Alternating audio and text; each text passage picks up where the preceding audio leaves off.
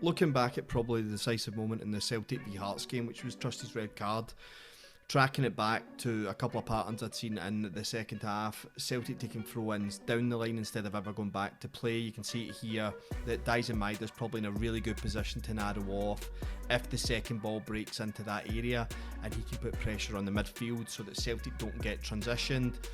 Their back four's in a very good shape behind that ball as well. They're all in one half of the pitch, so the chances of them getting a ball played in behind are really low. So quite a good structure with Yang and Maeda off that left side. And even here, when they transition into a kind of second wave of attack, he's putting pressure on, although he gives a foul away. It's just surprising to me that Celtic of old, you would have seen Scales drop in, they would have played. You don't always need to do that because it gets a bit horseshoey, but at least mix it up a little bit. Celtic took 5 throw-ins the exact same way, and it kept on coming back at them with a second clearance right away. And actually, if it hadn't slipped here, they were in real danger of conceding this. At this point, it was 1 each. This is at 2-1 now.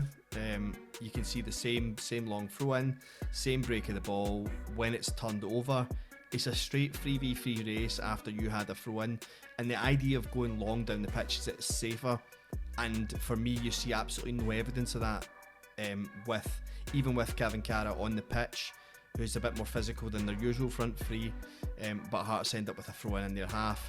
Now, this is the situation. Cvancara's off, so you're throwing it long to Yang and Maeda. There's been no adjustments made for that substitution.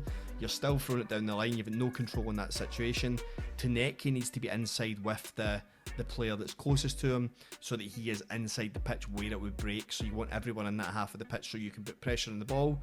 When it does break, if Taneki was in the position that we'd highlighted in a kind of more narrowed off structure, he would have been here to put pressure on and actually block the pass that then becomes decisive.